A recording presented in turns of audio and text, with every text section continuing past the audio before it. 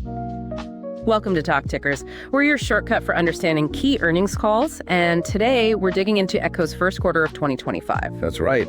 AGCO, a big name in agricultural equipment, will unpack their performance, what they're seeing in the market, and what they expect going forward. Our mission, as always, is to cut through the noise and give you the essential insights. So let's jump straight into the results snapshot. Okay, headline numbers.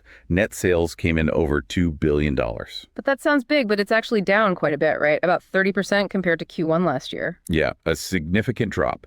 And even if you exclude the grain and protein business they sold off, sales were still down around 25%. Oof. And profitability, how did that hold up? Well, consolidated operating margins were 2.4% reported and 4.1% on an adjusted basis. So definitely feeling the impact of lower sales. They mentioned decremental margins. They did, in the low to mid 20% range, basically showing how much profit dropped for each dollar of lost sales. You show some cost control, but still a hit. And to manage things, they cut production hours pretty drastically. By a third, yeah, compared to Q1 last year. They explicitly said that was to help dealers get their inventory levels down. Makes sense. And did it work? Are inventories coming down? It seems so. They reported lower working capital and dealer inventories across all regions. Okay, that's a positive sign. And cash flow. Cash usage actually improved significantly year over year. Yeah. So while they still use cash, it was much less than Q1 24. Interesting. So a tough top line, but maybe some progress on managing inventory and cash. Exactly. It shows they're reacting to the market slowdown, trying to, right-size operations. That 4.1% adjusted margin, while down, isn't disastrous given the sales drop. Right. Indicates some resilience, perhaps. Okay, let's dig deeper into the regions. How did Europe fare? It's usually a key market for them. It is, and there's maybe a glimmer of hope there. The CEMA index, which tracks sentiment, is apparently improving. But sales were still down. Oh yeah, down about 23% year over year, ex-currency and acquisitions. Declines in the bigger tractors and hay gear. Any bright spots? They mentioned some growth in Spain and Eastern Europe. And crucially, they said dealer inventories in Europe are now near target levels. Okay, so maybe stabilizing there somewhat. Getting inventory under control is key. Absolutely. If that sentiment index keeps ticking up, Europe could be a relative stronghold for them. Now, North America, that sounded like a different story. Yeah, much tougher sledding there. Net sales dropped 34%, again excluding currency and acquisitions. Why such a big drop? Combination of just soft industry demand overall, plus AGCO deliberately underproducing to address inventory. Which equipment types were hit hardest? The big stuff. High horsepower tractors, sprayers, combines. That's where the largest declines were. And inventory there? Still high. Still above target, yeah. Yeah. They made some progress on the large equipment, but overall, dealer lots are still pretty full, it sounds like. So North America remains a significant challenge. Definitely. That underproduction will need to continue, likely, to get things balanced. Farmers seem cautious about big investments right now. Okay, let's head south. South America. A bit of a mixed bag. Net sales down about 6%, ex-currency and acquisitions, still facing challenges in the larger equipment market like North America. And inventory. Also above target there. So they're planning more underproduction in South America too. But wasn't there some positive news out of Brazil? There was. Industry retail sales in Brazil were actually up 11%, mostly driven by smaller tractors, interestingly. Smaller tractors, so maybe a different dynamic there compared to the weakness in large ag elsewhere. Could be. Brazil's overall ag economy has some strong fundamentals. If that smaller tractor demand holds up, it's a definite positive for AGCO. All right, rounding out the globe. Asia, Pacific, Africa. That was the weakest region, actually. Net sales plummeted 38%, ex-currency and acquisitions. Wow, 38%. What drove that? Just weaker end market demand pretty much across the board, plus lower production volumes feeding into it. They called out Australia, Japan, and China as being particularly weak. Any stability anywhere? The replacement parts business held up relatively well. Reported flat year over year, but actually up about 3% if you strip out currency effects. Right, the aftermarket often provides a bit of a cushion when new equipment sales slow down. Exactly. That installed base keeps generating demand for parts and service. Okay, let's pivot back to overall profitability. We mentioned the adjusted operating margin dropped to 4.1%. What were the main reasons again? Two big things. Weak industry conditions leading to factory underabsorption, basically. Yeah. Factories not running full, so fixed costs, way heavier and higher discounts needed to move machines. Makes sense. And how did margins look regionally? Europe, Middle East, while down, still held up best, just over 11% operating margin. Still double digits, not bad. Not bad at all in this climate. But North America was actually negative operating margin for the quarter. Negative. Ouch. That really shows the pressure there. It does. South America managed to stay positive, but just barely, around 1%. And Asia Pacific Africa saw lower operating income simply due to the much lower sales. So a real divergence in regional profitability. Europe holding the line, North America struggling significantly. Precisely.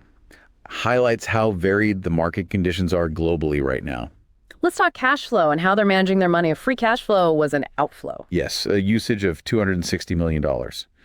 But like we touched on, that was actually a big improvement, $205 million better than Q1 last year. Primarily due to better working capital control, getting inventory down, managing receivables, and also lower capital expenditures compared to last year. And the target for the full year. Still aiming for free cash flow to be 75% to 100% of adjusted net income. Okay. And capital allocation priorities, what are they doing with their cash or lack thereof right now? Priorities are pretty standard.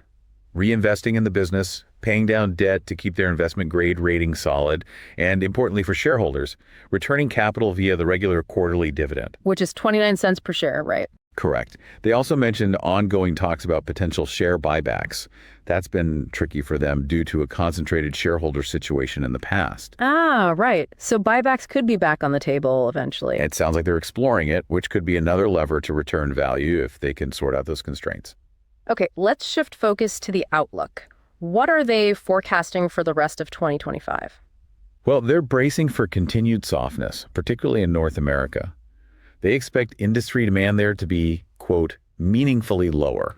How much lower? For large equipment, down 25-30%. That's a big number.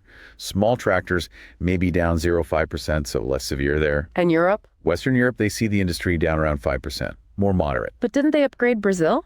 They did. That's the interesting counterpoint. They now expect the Brazilian market to be up 0.5% for the year, a notable shift from previous expectations. So weakness in the West, potential strength in Brazil. Globally, where does that leave things? They figure global industry demand will be around 85% of what they consider mid-cycle levels. So definitely below average still. And despite all this, they maintain their full-year guidance. Yep. Still projecting $9.6 billion in net sales and earnings per share between $4 and $4.50. How are they squaring that guidance with the tough regional outlooks, especially North America? Well, they also gave Q2 guidance, net sales around $2.5 billion, EPS $1.10. That implies a stronger second half.